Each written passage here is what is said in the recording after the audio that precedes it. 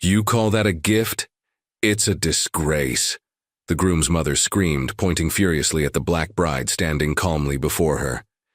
In her hands was a handcrafted wooden book tied with a simple ribbon. Not a diamond, not gold, but something far more personal.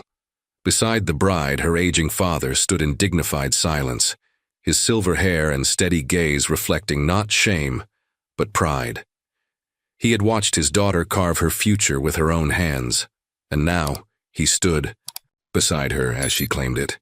All around them, high society wedding guests whispered and stared, shocked by the bride's Harlem roots, her bold presence, and now her unusual wedding gift.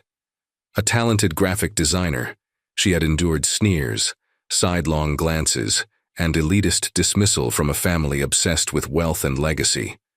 But in the face of open humiliation, she met them with poise and 5 quiet words: "This is my legacy."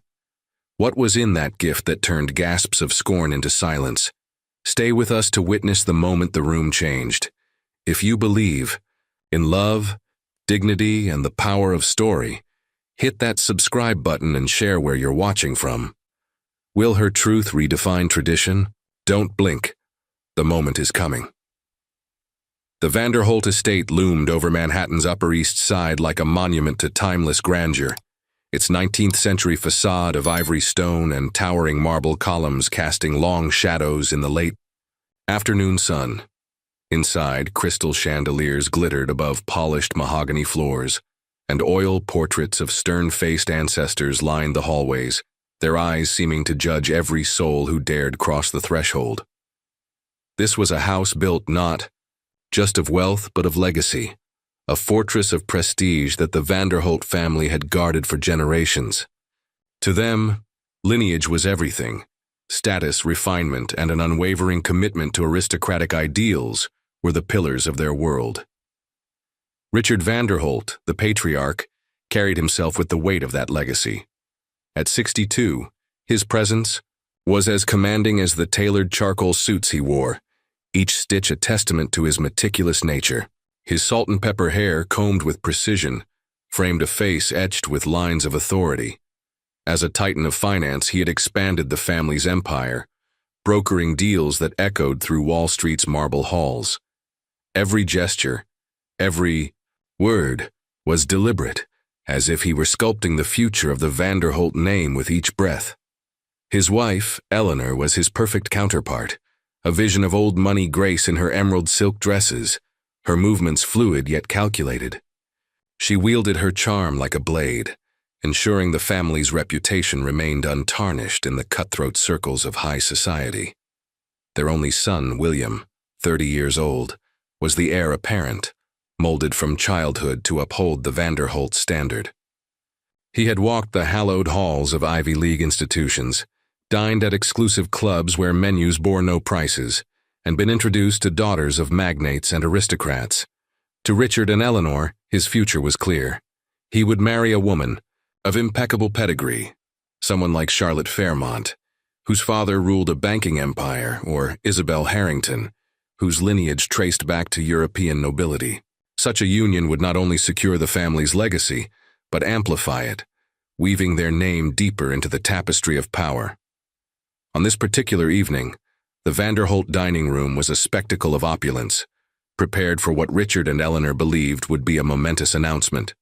The long mahogany table gleamed under the soft glow of a chandelier, its prisms scattering light across fine china plates and crystal goblets. A centerpiece of white orchids flown in from a private greenhouse perfumed the air with understated elegance. A team of servers moved like shadows, placing dishes of roasted quail and truffle-infused risotto with practiced precision.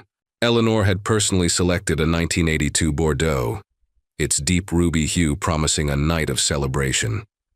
She adjusted the sapphire brooch on her dress, her eyes alight with anticipation. "William has news," she murmured to Richard, her voice low but brimming with certainty. "It must be an engagement." Richard nodded, his fingers tracing the rim of his wine glass. Charlotte Fairmont, perhaps, he mused, envisioning a merger of dynasties. Or Isabel Harrington, Her family's ties to the old world would be advantageous. Their conversation was a quiet dance of speculation, each name a potential key to cementing their status. They had groomed William for this moment, and the prospect of his choice filled them with a rare warmth, tempered by the weight of expectation. When William arrived, his tall frame filled the doorway, his dark suit impeccable yet betraying a faint tension in his shoulders. Sandra Torres, the woman who had captured his heart, was not with him tonight. This was a moment for family alone. He greeted his parents with the polished ease of someone raised in their world, but there was a flicker in his hazel eyes, a hint of resolve that Eleanor noticed but could not place. They took their seats, the clink of silverware against porcelain punctuating the silence as the first course was served. Richard, never one for preamble, set down his fork and fixed his son with a steady gaze. "You've called us here for a reason, William," he said, his voice smooth but expectant like a judge awaiting testimony. "Let's hear it." William's fingers paused on his glass, the faintest tremor betraying his nerves. Sandra Torres had warned him this moment would be fraught, but he had promised her he would face it head-on. "I wanted to tell you both in person," he began, his tone measured yet firm. "I'm engaged." Eleanor's lips curved into a poised smile, her mind already racing to the guest list for a grand wedding at the plaza. "Wonderful news, darling," she said, exchanging a knowing glance with Richard. "And who is the fortunate young lady?" William met their eyes, his resolve hardening. "Her name is Sandra Torres." The name hung in the air like an unwelcome guest. Sandra Torres. No Fairmont, no Harrington, no echo of the elite circles they navigated. Eleanor's smile faltered, though she masked it with a sip of wine. Richard leaned forward, his brow creasing slightly, not in anger but in the sharp curiosity of a man accustomed to control. "Torres?" he repeated, the word carrying a faint edge. "Which family might we know them from?" William had anticipated this. Sandra Torres, with her radiant smile and unyielding spirit, had prepared him for the weight of their judgment. "Sandra grew up in Harlem," he said, his voice steady. "She's a graphic designer, one of the best in her field. She built her career from the ground up, even won a National Design Award." A silence settled over the table, heavy as the velvet drapes framing the room. Eleanor's fingers tightened around her glass, her composure a fragile veneer. "Harlem," she said, her tone light but laced with an unspoken question. "That's quite a different world from ours, but I'm sure she's lovely if you've chosen her." Richard was less diplomatic. "A graphic designer," he said, as if testing the phrase's worth. "And her family. What do they do?" William's jaw tightened, but he held his father's. "Her father, Marcus, is a jazz musician. He plays the saxophone and teaches at a community school." The air grew thicker. Richard's expression remained unreadable, but his fingers tapped lightly against the table, a rare tell of his unease. "A musician," he said, the word flat, as if it carried no currency in his world. Eleanor's smile returned, practiced, but brittle. "Well, William," she said, "marriage is about more than affection. It's about compatibility, shared values, and upholding the family name. I'm sure Sandra Torres understands the responsibilities that come with joining us." William's voice was firm, a quiet defiance in his tone. "Sandra Torres is brilliant and principled. She shares the values that matter: love, integrity, and resilience. She's more than capable of standing beside me." Richard leaned back, his eyes narrowing slightly, as if recalculating the implications of his son's choice. "We'll need to meet her, of course," he said, his words less an invitation than a mandate. Eleanor nodded, her sapphire brooch catching the light as she tilted her head. "Yes, we must meet Sandra Torres and her family. After all, family is everything." Beneath their polished words lay an unspoken verdict. Sandra Torres would be judged, measured against the Vanderholt standard. The dining room, with its opulent trappings, seemed to close in around William, a silent reminder of the world he was asking Sandra to enter. But as he thought of her, Her fierce determination, her art that spoke of Harlem's vibrancy. He knew she was ready for the challenge. The stage was set, and Sandra Torres would soon walk into it, carrying a strength the Vanderholts could not yet fathom. In a modest Harlem apartment, where the hum of the city seeped through cracked windows, Sandra Torres sat at her cluttered desk, sketching under the glow of a single lamp. The room was alive with color. Canvases of vibrant street scenes leaned against walls, their bold lines capturing the pulse of her neighborhood. At 28, Sandra was a force of nature, her dark eyes sharp with determination, her hands steady as they traced intricate designs. A graphic designer by trade, she had carved her path, her talent earning her a national award that hung unassumingly on the wall, its gold frame a quiet testament to her grit. But tonight, her mind wasn't on accolades. It was on the conversation William had just recounted, the one where his parents, the formidable Vanderholts, had met her name with barely veiled disdain. Sandra set her pencil down, her fingers brushing the worn leather cover of a childhood sketchbook, its pages filled with doodles inspired by her father's saxophone melodies. She had always been a storyteller, weaving narratives through art, but now she faced a different kind of story, one where she, Sandra Torres, was cast as the outsider in a world of wealth and privilege. William's love was unwavering, but the weight of his family's expectations pressed against her chest. She knew what was coming, a scrutiny that would dissect not just her work, but her very identity as a black woman from Harlem. The news of her engagement had reached the Vanderholt dining room like an uninvited storm. William had described the scene, the opulent table, the crystal goblets, the air thick with anticipation turned sour. Sandra's name had landed like a pebble in a still pond, rippling through Richard and Eleanor's carefully curated world. Torres? Richard had said, his voice a blade cloaked in velvet. A graphic designer from Harlem? Eleanor's poised smile had masked a flicker of unease, her words about responsibilities a polite warning. Sandra wasn't surprised. She had seen that look before, the one that measured her worth by her roots rather than her heart. But Sandra Torres was no stranger to being underestimated. Growing up in Harlem, she had navigated a world where dreams were hard-won. Her father, Marcus, a jazz musician with calloused hands and a soulful saxophone, had raised her alone after her mother's passing. He taught her to find beauty in struggle, to see value in the rhythm of community, rather than the glitter of wealth. Sandra had taken those lessons to heart, pouring them into her art. When a prestigious design firm offered her a job straight out of college, she turned it down, choosing instead to build her studio. It was a risk that paid off. Her freelance work caught the eye of a national competition, earning her a coveted award for a campaign celebrating black cultural heritage. Yet, to the Vanderholts, none of that mattered.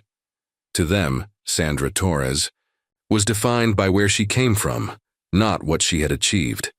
As William relayed his parents' reaction, Sandra stood at her apartment window, gazing at the neon-lit streets below.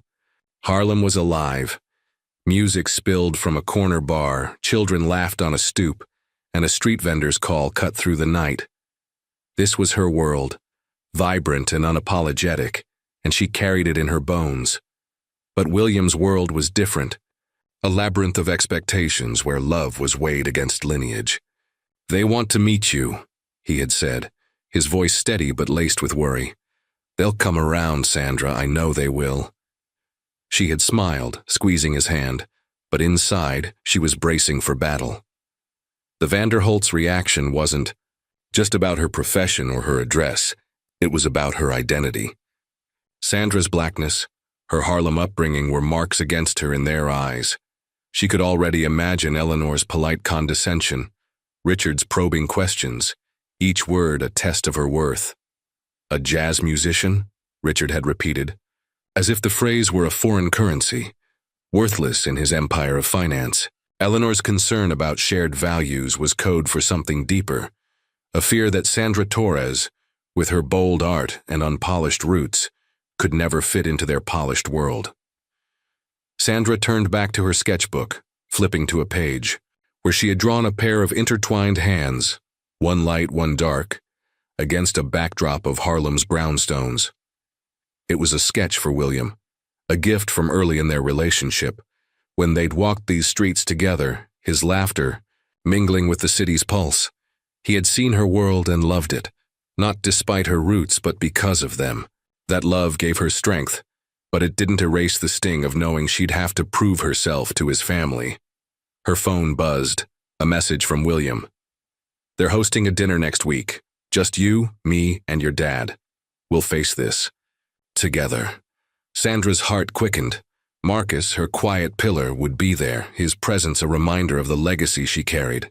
A memory surfaced, her father playing his saxophone late at night, the notes weaving stories of resilience.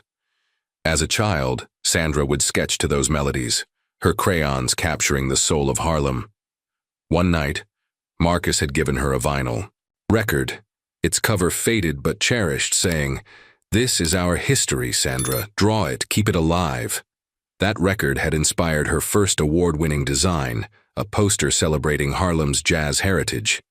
Now, as she prepared to face the Vanderholts, Sandra felt the weight of that history. She wasn't just a graphic designer. She was a storyteller, a daughter of Harlem, a woman who had built something from nothing.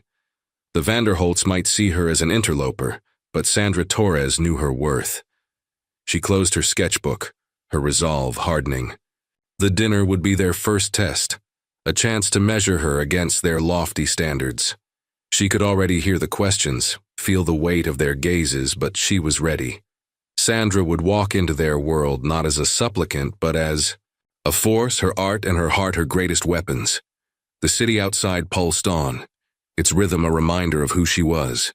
Sandra Torres, the unexpected bride, was about to step into a battle of perception, armed with a legacy the Vanderholts could not yet comprehend.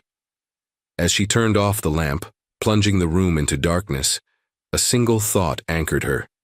She would not bend, not to their wealth, not to their judgment. The stage was set, and Sandra was ready to tell her story. The Vanderholt mansion seemed to pulse with a quiet arrogance as Sandra Torres stepped through its towering doors, her heart a steady drumbeat against the weight of the evening ahead.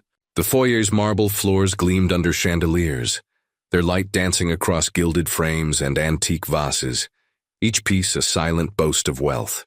Sandra, in a sleek, self-designed dress of midnight blue, moved with a grace born of confidence, her dark curls framing a face that held both resolve and defiance.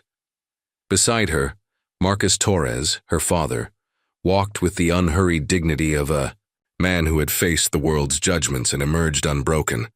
His simple gray suit, though meticulously pressed, stood in stark contrast to the opulence around them, a quiet rebellion against the grandeur. William greeted them at the entrance, his smile a beacon in the sea of formality. "You look stunning," he whispered to Sandra, his hand brushing hers. She returned a nod, her eyes conveying gratitude but also a flicker of apprehension. This dinner was no mere meal. It was a gauntlet, a test orchestrated by Richard and Eleanor Vanderholt to weigh Sandra's worth. Marcus, his silver curls catching the light, offered William a warm handshake, his deep voice steady. "Good to see you, son," he said, a trace of Harlem's cadence in his words. Sandra drew strength from his presence, knowing her father's quiet fortitude would anchor her through the night. The dining room was a spectacle of excess, its long table adorned with silver candelabras and a cascade of lilies that perfumed the air with cloying sweetness. Eleanor, draped in a gown of deep burgundy, glided forward, her smile as polished as the crystal goblets before her. "Welcome, Sandra, Mr. Torres," she said, her voice a melody of practiced warmth. Richard, seated at the head, rose briefly, his sharp eyes scanning Sandra with the precision of a jeweler appraising a questionable gem. "Please sit," he said, gesturing to chairs that seemed to demand deference. As the first course, a delicate consommé, arrived, Eleanor steered the conversation with the ease of a seasoned hostess.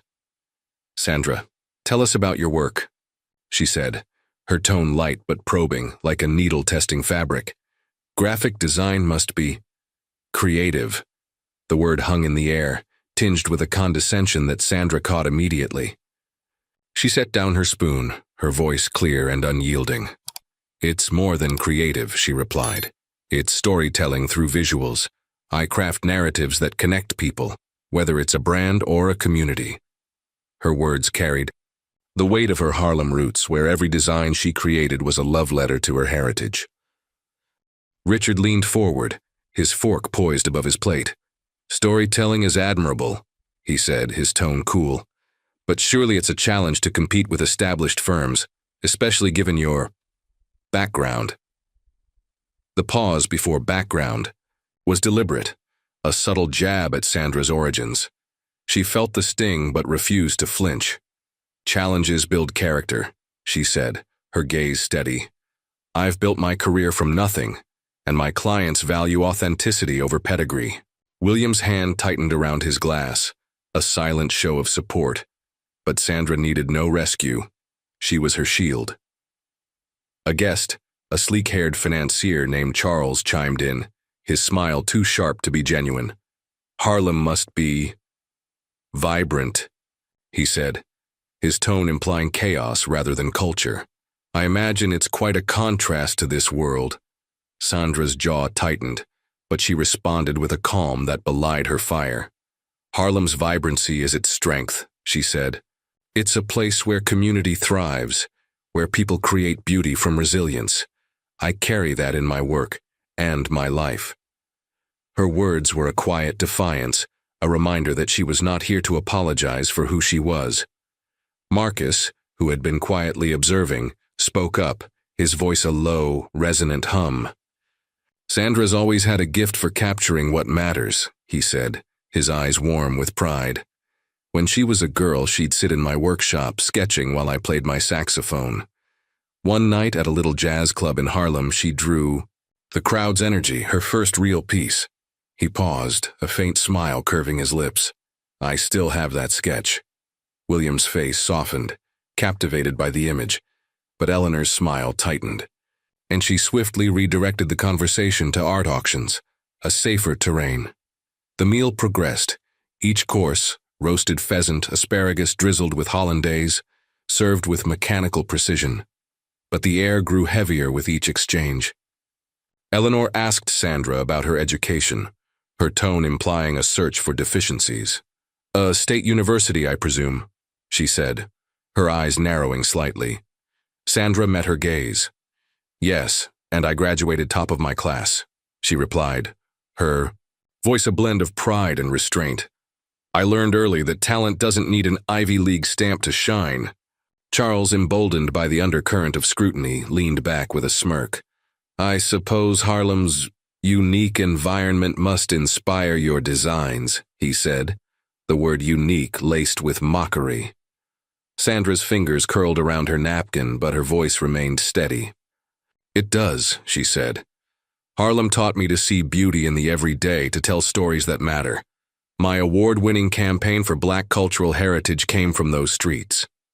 Her words were a blade, sharp and precise, cutting through his condescension. William, sensing the tension, reached for Sandra's hand under the table, his touch a silent vow of solidarity.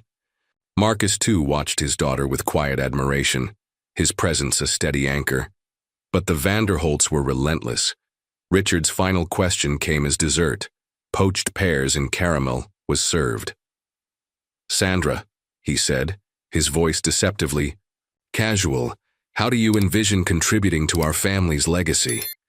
The question was a trap, a demand for her to justify her place in their world.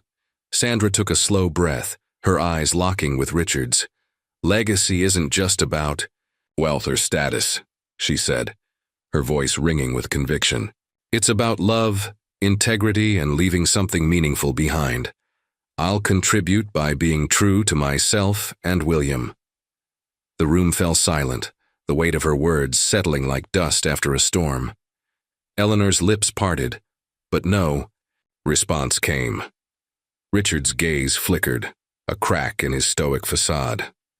As the evening drew to a close, Sandra stood to leave, her head high, her dress a quiet rebellion against the room's extravagance. Marcus placed a hand on her shoulder, a gesture of unspoken pride. William walked them to the door, his eyes promising a fight worth waging. Sandra Torres had faced the Vanderholt's judgment and emerged unbroken, her spirit a flame that no amount of wealth could dim. The dinner was over, but the true challenge lay ahead, a wedding where she would face their world again, armed with a gift that would redefine everything.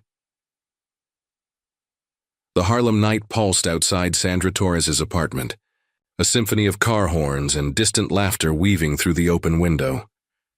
Inside, her small studio was a sanctuary of creation, its walls adorned with sketches of vibrant cityscapes and abstract patterns that sang of her heritage. At her desk, bathed in the amber glow of a desk lamp, Sandra hunched over a half-finished illustration, her pencil moving with feverish precision. The engagement ring on her finger caught the light, a reminder of William's love and the looming trial of their wedding.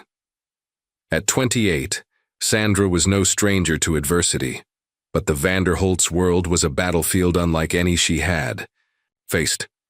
The memory of their piercing gazes at the dinner lingered, a silent challenge she was determined to meet. The wedding, set at the opulent Plaza Hotel, had swelled into a spectacle far beyond Sandra's vision. What she had imagined as an intimate union had been hijacked by Eleanor Vanderholt's meticulous planning. The guest list, now 250 strong, read like a who's who of Manhattan's elite, bankers, diplomats, and socialites whose names carried the weight of old money. Sandra sat through endless meetings with wedding planners, their voices dripping with deference to Eleanor's directives. "The Vanderholt name demands perfection," one planner had said, adjusting her glasses as she presented a gown Sandra hadn't chosen, a confection of ivory lace more suited to a royal than a Harlem artist. Sandra's suggestions, like incorporating jazz motifs or community-inspired decor, were met with polite smiles and swift dismissals. She felt like a guest at her wedding, her voice drowned in a sea of expectations.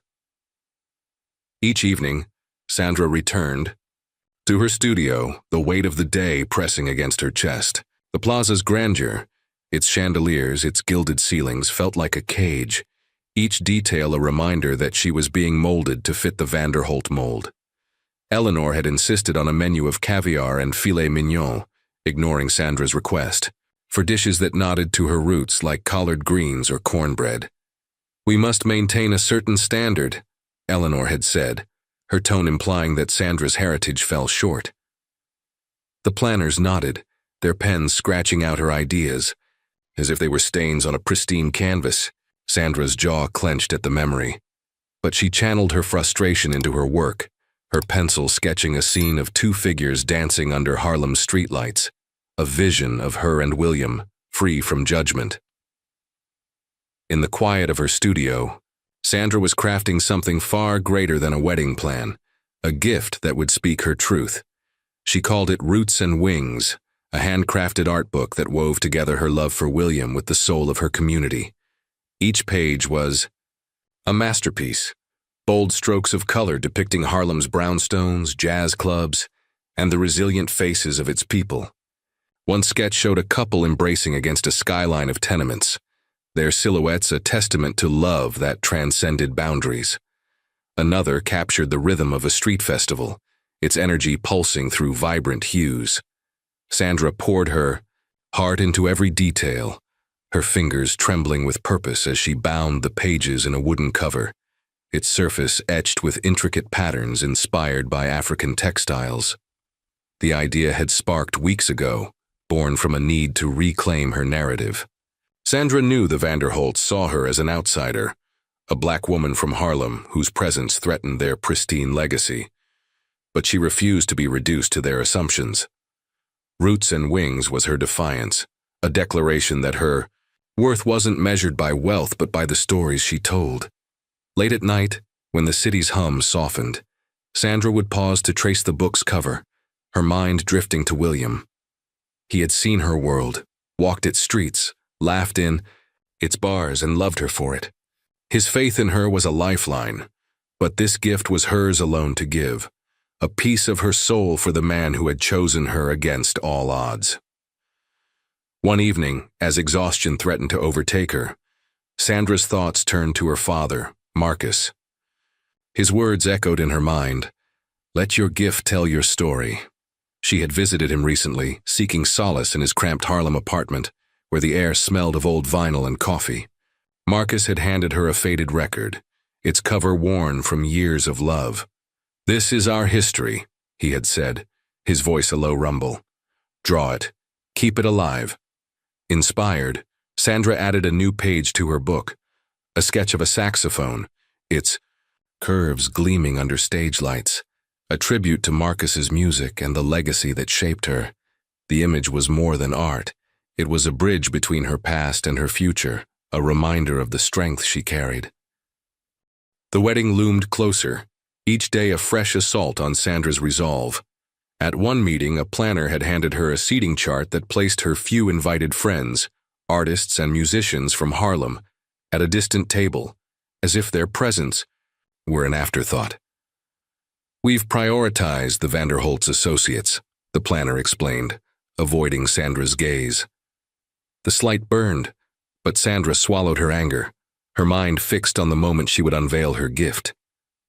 She imagined the Vanderholt's faces, their polite masks cracking as they confronted something they couldn't buy or control. Roots and Wings wasn't just for William.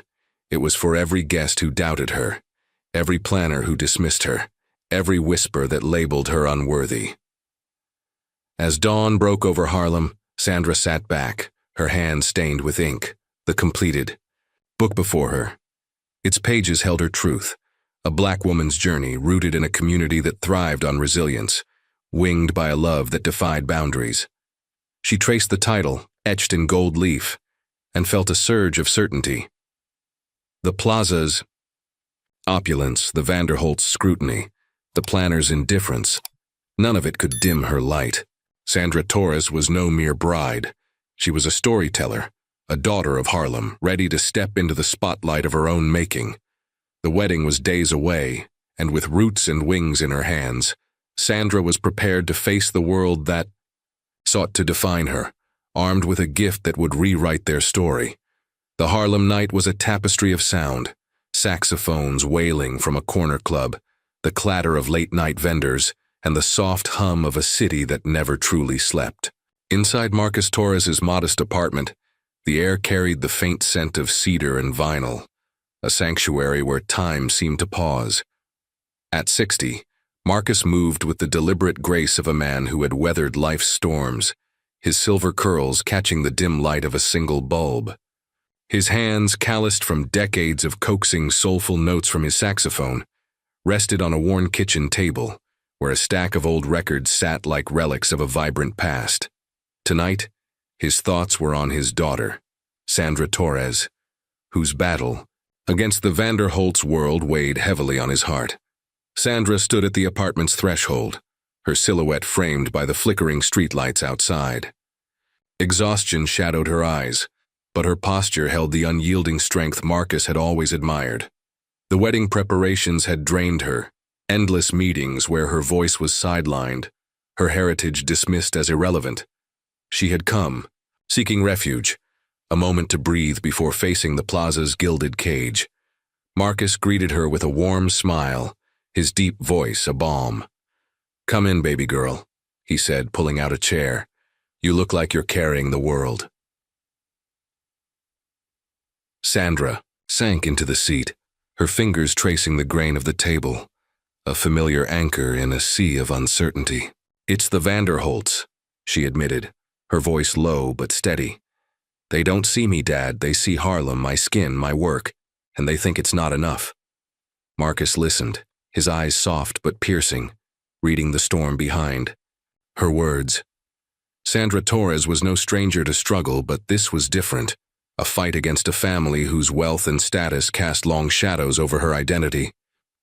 She spoke of the wedding planner's dismissive glances, the seating charts that relegated her friends to corners, and the gown forced upon her that felt like a costume rather than a celebration. Marcus rose, his movement slow but purposeful, and retrieved a faded vinyl record from a shelf. Its cover, creased and worn, bore the title Midnight in Harlem, a recording from his younger days when he played in smoky clubs, pouring his soul into every note. He placed it on the table, his fingers lingering on its edges. "This," he said, his voice a low rumble, "is what kept me going when the world tried to tell me I was less. It's our history, Sandra. You carry it too." His words were a lifeline, pulling Sandra back to the roots that grounded her. She reached for the record, her fingers brushing the familiar artwork, a silhouette of a saxophonist under a neon moon. "I remember this," she murmured, a faint smile breaking through her weariness. "You played it when I was a kid, sketching in your workshop." Marcus nodded, his eyes glinting with memory. "You'd draw those wild pictures, streets, people, music. Even then you were telling our story." He leaned forward, his gaze steady. "You don't need to prove anything to those people, Sandra. You're enough. Let your gift tell your story, like I told mine through this horn." Sandra's thoughts drifted to Roots and Wings, the art book she was crafting in her studio. Its pages, alive with Harlem's colors and her love for William, were her rebellion against the Vanderholt's judgment. Marcus's words sparked a new idea, a sketch of a saxophone, its curves gleaming under stage lights, a tribute to her father's legacy. She envisioned it nestled among her book's pages, a symbol of the music that had shaped her, a reminder of the strength she drew from her roots. "I'm making something for the wedding," she said, her voice gaining resolve. "Something that shows who I am, who we are." Marcus's smile deepened, pride radiating from him like warmth from a hearth. "That's my girl," he said. "You've got fire in you, Sandra Torres. They'll see it whether they're ready or not." He reached for his saxophone, its brass worn but gleaming, and played a soft, soulful note, a melody that carried the weight of Harlem's joys and sorrows. The sound wrapped around Sandra, soothing the raw edges of her spirit. She closed her eyes, letting the music transport her to a time when she was a girl, sketching to her father's tunes, dreaming of a world where her art could speak. The memory took her back to a night in her childhood, when Marcus had played at a small Harlem club, the kind where sweat and laughter mingled in the air. Sandra, barely 10, had sat in a corner, her crayons dancing across paper as she captured the crowd's energy, hands clapping, feet tapping, faces alive with joy. That sketch, her first real piece, still hung in Marcus's apartment, its faded lines a testament to her beginnings. "You saw something that night," Marcus said, setting the saxophone down. "You saw us. Our people. Our strength. That's what you're carrying now, Sandra. Don't let them make you forget." Sandra nodded, her resolve hardening. The Vanderholts might see her as an outsider, but Marcus's words reminded her of her truth. She was Sandra Torres, daughter of Harlem, a storyteller whose art could shift perspectives. The wedding loomed, its opulence a stark contrast to the warmth of this moment, but she felt ready. Roots and Wings would be her voice, a declaration that her worth wasn't defined by wealth or status. The saxophone sketch, inspired by Marcus's music, would be its heart, a piece of her father's legacy woven into her own. As she stood to leave, Marcus placed a hand on her shoulder, his touch steady and sure. "You're not alone in this," he said. "You've got me and you've got William, and you've got that fire." Sandra hugged him, the familiar scent of cedar and vinyl grounding her. "Thanks, Dad," she whispered. "I'm going to make you proud." Marcus chuckled. A low, warm sound. "You already have, baby girl." The Harlem night enveloped Sandra as she stepped outside, the city's pulse syncing with her own. The wedding was a battleground, but Marcus's quiet strength had fortified her. Sandra Torres was ready to face the Vanderholt's world. Her art book a weapon forged in love and legacy. The plaza's chandeliers awaited, but so did her moment to shine, a moment when her story and her father's would resonate louder than any judgment. The Plaza Hotel's grand ballroom shimmered, like a jewel, its vaulted ceilings dripping with crystal chandeliers that cast a golden glow over tables swathed in ivory silk.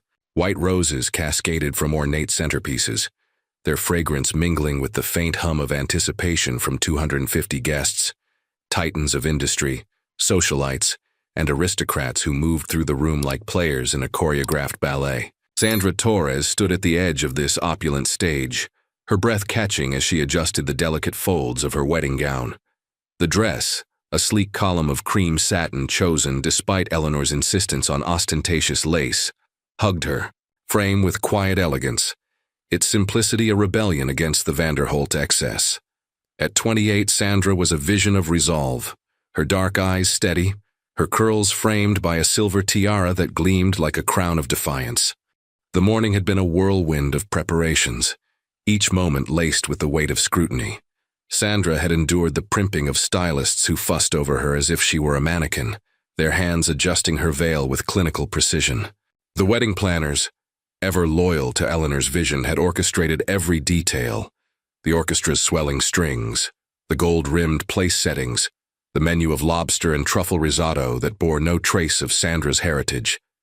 She had overheard a planner whisper to another, "She's lucky to be here, given her background," the words a sharp reminder of the chasm between her world and this one. Yet Sandra held her head high, her heart anchored by the thought of William waiting at the altar, and the gift she carried, roots and wings, tucked safely in a velvet-lined box. As she stood at the ballroom's entrance, the double doors parted, revealing a sea of faces turned toward her. The orchestra struck a soft chord, and Sandra began her walk down the aisle, her steps measured, her gaze locked on William. He stood tall in a tailored tuxedo, his hazel eyes warm with a love that cut through the room's grandeur. The guests' whispers followed her, some admiring, others laced with judgment. "She's from Harlem," a young woman in a pearl-encrusted gown murmured to her companion, her tone dripping with condescension. "Hardly fits this crowd, does she?" Sandra's fingers tightened around her bouquet, but she kept her smile. Serene, her focus unwavering. This was her moment, and no whispered slight could dim it. The ceremony unfolded like a dream, each word of the vows a thread weaving Sandra and William together. When the officiant pronounced them husband and wife, the room erupted in applause, the sound swelling like a tide. Sandra felt William's hand in hers, his touch a promise that they were in this together. But as they moved to the reception, the weight of the Vanderholt's world pressed closer. The guests, clad in designer silks and bespoke suits, mingled, with an ease that excluded her. Sandra caught Eleanor's gaze, cool, appraising, a silent reminder that she was still on trial. Richard, seated at the head table, watched her with the detached curiosity of a man assessing an investment. Sandra took her place beside William, her heart a steady drumbeat against the undercurrent of tension. The guests' polite smiles masked their curiosity, their eyes flicking to her as if she were an anomaly in their polished world. A woman in a sapphire dress leaned toward her neighbor, whispering, "I heard her father's a musician, some jazz player. Imagine that in this family." Sandra's jaw tightened, but she refused to let their words pierce her. She was Sandra Torres, a daughter of Harlem, a storyteller whose art carried the weight of her ancestors, and soon they would see it. The evening progressed. The orchestra shifted to a softer melody, and the guests settled into their seats, their glasses clinking with vintage champagne. Sandra's mind drifted to Roots and Wings, the art book that held her truth. She had spent weeks crafting it, pouring her soul into each page. Vibrant sketches of Harlem streets, a couple dancing under starlight, a saxophone glowing under stage lights. It was her gift to William, but also her challenge to the Vanderholt's world, a declaration that her legacy was as rich as theirs, if not richer. She glanced at William, who squeezed her hand under the table, his eyes saying, "What words could not? You've got this." The moment of truth loomed as the gift-giving approached. Sandra felt a flutter of nerves, not from doubt but from the weight of what was to come.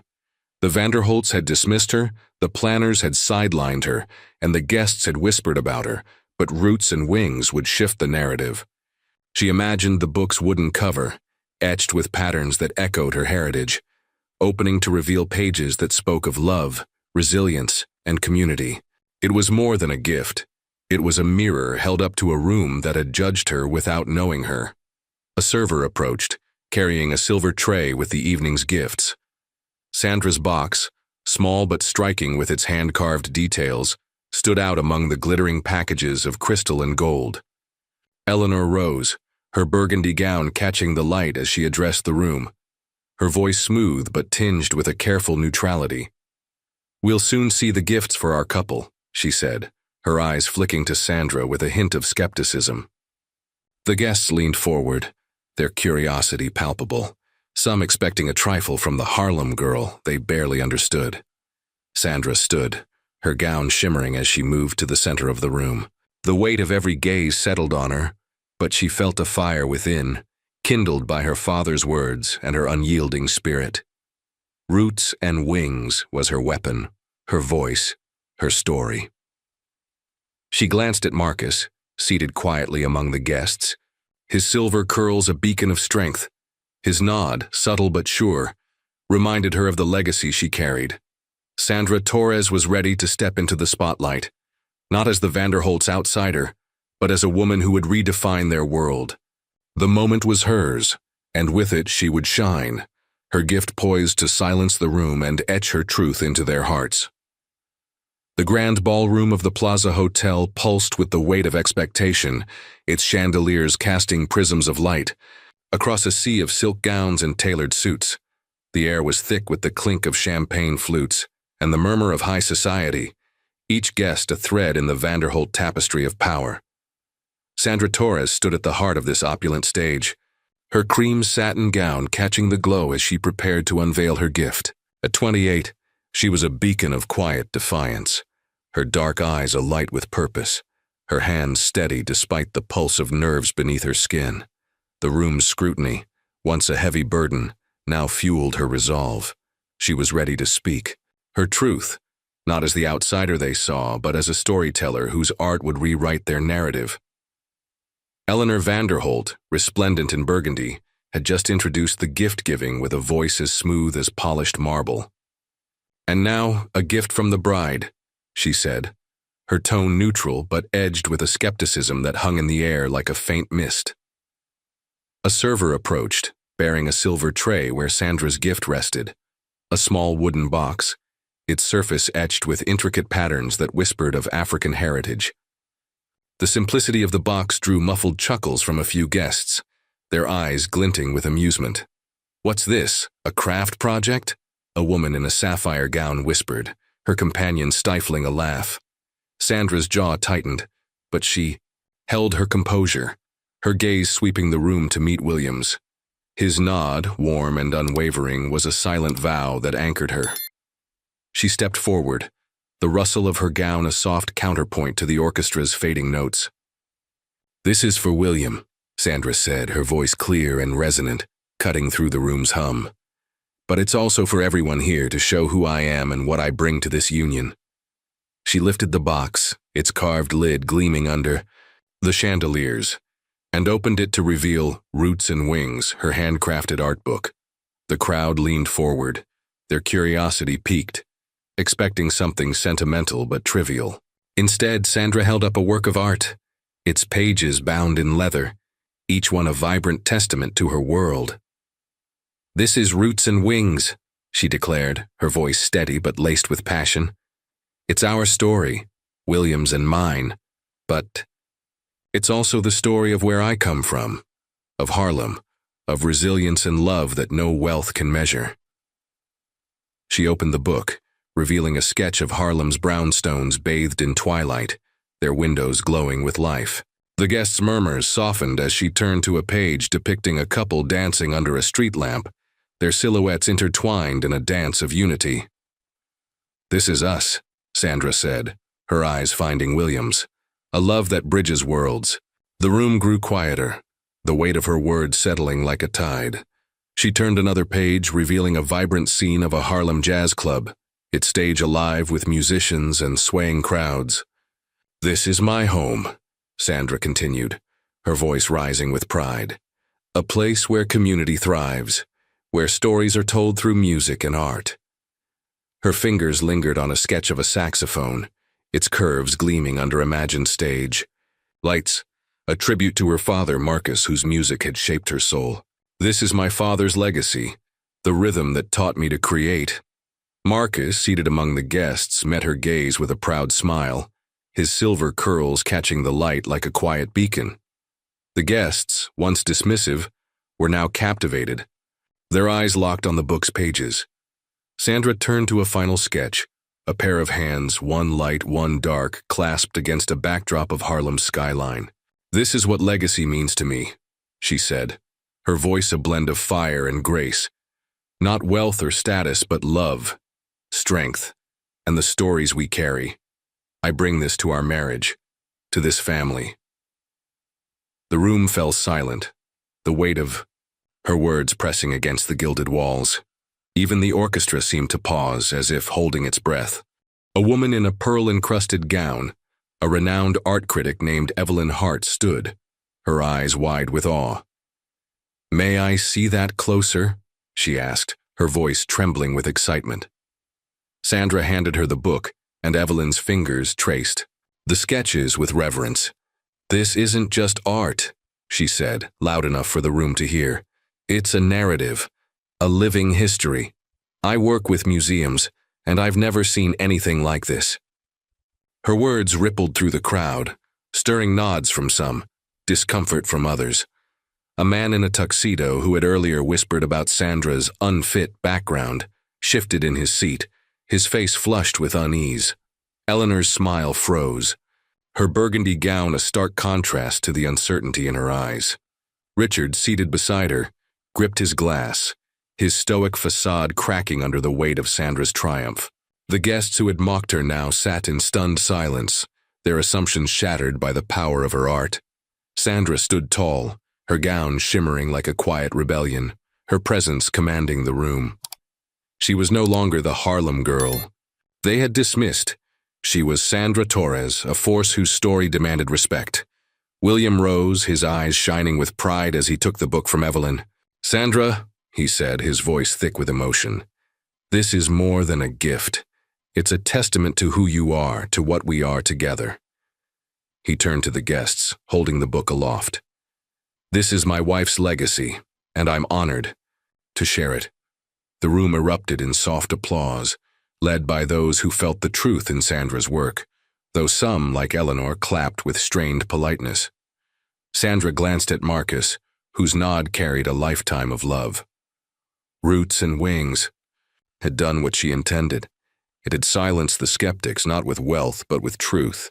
The ballroom, once a stage for judgment, now bore witness to her strength. Evelyn approached Sandra, her voice low but urgent. "I'd like to propose this for a museum exhibit," she said. "This belongs in the world." Sandra's heart swelled, but she kept her focus on William, whose hand found hers, grounding her in the moment. The gift-giving continued, but the air had shifted. Sandra Torres had claimed her place, not as an outsider, but as a storyteller whose art outshone the plaza's chandeliers. The Vanderholt's world, with its rigid expectations, had been shaken, and Sandra stood at its center, her legacy undeniable. As the orchestra resumed, she felt a quiet victory, knowing the night was far from over, but she had already begun to rewrite the story. The grand ballroom of the Plaza Hotel, with its gilded ceilings and cascades of white roses, seemed to hold its breath as the echo of Sandra Torres's words lingered. The air, once thick with the clink of champagne flutes and the murmur of high society, now carried a different weight, a quiet awe that rippled through the 250 guests. Sandra stood at the room's heart, her cream satin gown glowing under the chandeliers, her presence a quiet storm that had upended the Vanderholt world. At 28, she was no longer the outsider they had whispered about. Her art book, Roots and Wings, had shifted the narrative, its vibrant pages a mirror reflecting truths they could not ignore. The guests, once cloaked in judgment, now sat transfixed, their faces a canvas of shifting emotions. William held the book aloft, its leather-bound pages open to a sketch of Harlem's pulsating streets, his voice resonating with pride. "This is my wife's legacy, he declared, his hazel eyes sweeping the room. "And I'm honored to share it." Sandra felt a warmth bloom in her chest, his words a shield against the lingering skepticism of the crowd. The applause that followed was tentative at first, led by those touched by the raw honesty of her work, but it grew, a tide that drowned out the silence of doubt. She caught Marcus's gaze from across the room, his silver curls glinting as he nodded, his pride a silent anchor in the sea of faces. Eleanor Vanderholt, seated at the head table, clutched her burgundy gown, her smile a fragile mask. Her eyes, usually sharp with control, betrayed a flicker of unease as she watched the room's reaction. Richard, beside her, sat rigid, his fingers curled around a glass of untouched champagne, his stoic facade cracked by the undeniable power of Sandra's gift. The guests who had once dismissed her as the Harlem girl now leaned forward, their curiosity morphing into something deeper. A woman in a pearl-encrusted gown, the art critic Evelyn Hart, held Roots and Wings with reverence, her fingers tracing the sketch of a saxophone that shimmered with soulful light. "This is extraordinary," she murmured, loud enough for nearby tables to hear. "It's not just art. It's a living testament to a culture, a people." A man in a tailored tuxedo, who had earlier scoffed at Sandra's background, shifted.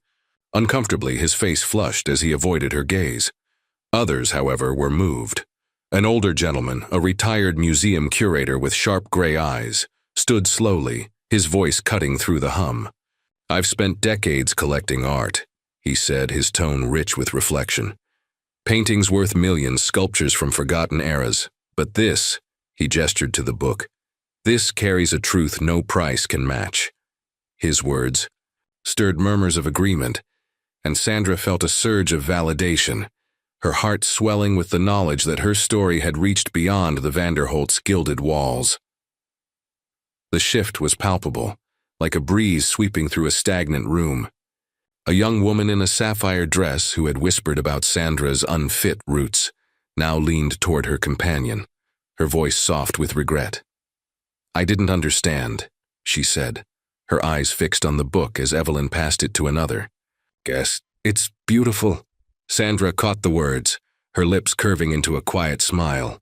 She was no stranger to being underestimated, but this moment, watching the elite reevaluate their assumptions, was a victory she hadn't dared to dream. Her art had done what words alone could not. It had cracked open their world, letting Harlem's light pour in. Not all were swayed.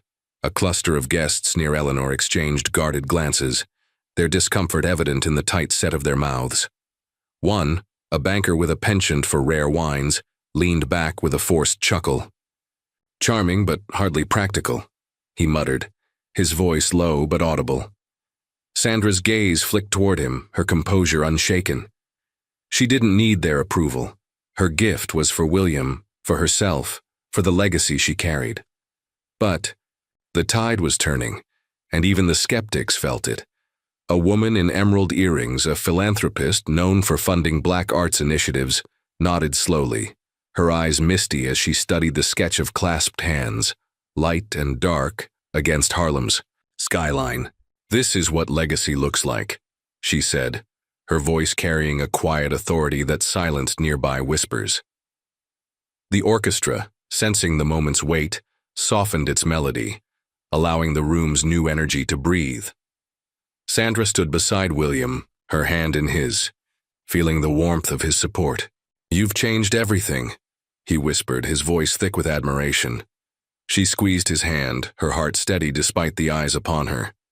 Sandra Torres had entered this room as an outsider, but Roots and Wings had made her an undeniable storyteller whose art spoke louder than wealth or status. Evelyn Hart approached Sandra, her eyes alight with purpose.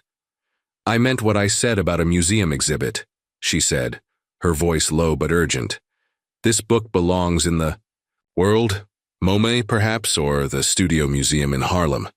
Sandra's breath caught, the possibility both thrilling and humbling. Before she could respond, a group of younger guests, their phones already out, began snapping photos of the book's pages. "This is going viral," one said, his voice buzzing with excitement. "People need to see this." Sandra's heart raced not from the prospect of fame, but from the thought that her story, Harlem's story, might ripple beyond this room. Eleanor rose, her movements deliberate as she attempted to reclaim control. "A remarkable gift," she said, her voice smooth but strained, her smile a brittle veneer. "Sandra has brought a unique perspective to our family." The words were polite, but their undertone was clear, an attempt to reframe the moment. Within the Vanderholt narrative, Richard nodded, his expression unreadable, but the tightness in his jaw betrayed his struggle. Sandra met their gaze, her own unwavering. She was no longer the woman they had judged. She was Sandra Torres, whose art had shifted the room's axis. The applause swelled again, led by those who saw in Roots and Wings a truth they had overlooked. Sandra stood tall, her gown a quiet rebellion against the room's excess. Her presence a testament to resilience. The guests' transformation was incomplete. Some clung to their biases, but the seeds of change had been planted. As the orchestra resumed, Sandra felt a quiet triumph. She had claimed her place, not with wealth but with a story that outshone the chandeliers, setting the stage for a legacy that would endure. The Plaza Hotel's grand ballroom, its chandeliers now softened to a warm glow, hummed with the aftershocks of Sandra Torres's triumph. The air, once heavy with the clatter of silver and the murmur of elite judgment, now carried a quiet reverence, as if the room itself had exhaled. Sandra stood beside William, her cream satin gown a beacon of grace, her dark eyes reflecting the light of a victory hard won. At 28, she had transformed the Vanderholt's gilded stage with Roots and Wings, her art book that spoke of Harlem's soul and her unyielding spirit. The guests, their faces a tapestry of awe and unease, were still processing the shift she had ignited. As the orchestra played a gentle waltz, Sandra felt the weight of the night settle into something new, a sense of belonging she had carved for herself. William's hand found hers, his fingers warm and steady, his hazel eyes brimming with unspoken pride. "You were incredible," he whispered, his voice a soft anchor in the sea of faces. Sandra's lips curved into a smile, her heart swelling with the certainty of their shared journey. "Thank you for believing in me," she murmured, her words a vow as much as gratitude. The room around them buzzed with renewed energy, guests mingling, their conversations now laced with references to her art, her story. The transformation, though incomplete, was undeniable.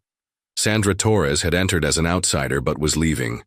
As a force, her legacy etched into the very air. Marcus Torres, seated at a nearby table, watched his daughter with a quiet pride that needed no words.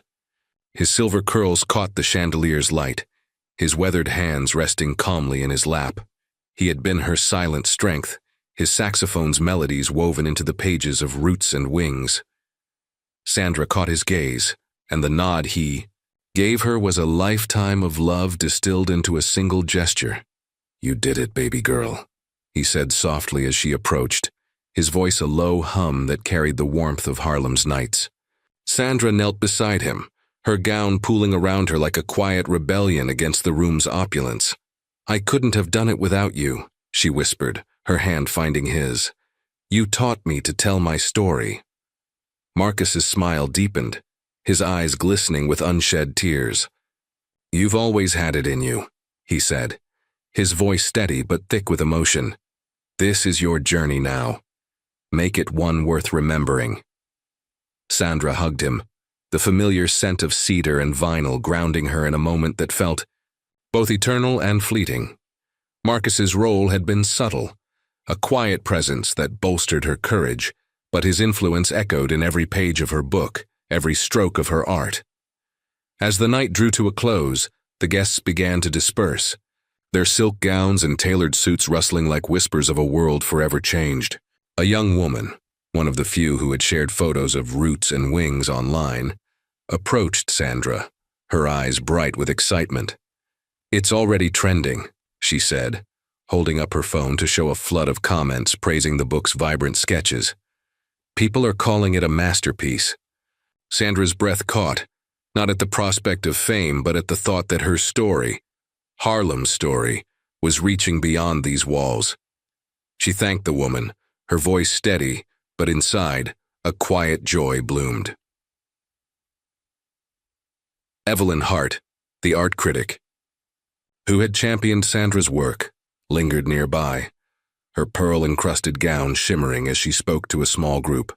"I've spoken to the Studio Museum in Harlem," she said, her voice carrying a quiet authority. "They're eager to exhibit Roots and Wings as a symbol of cultural resilience."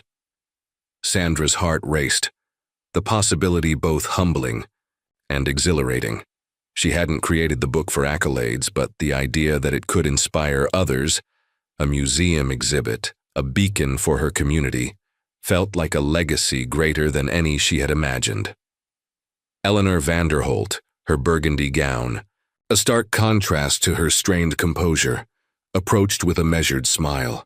"You've given us much to think about, Sandra," she said, her words careful, a concession wrapped in politeness.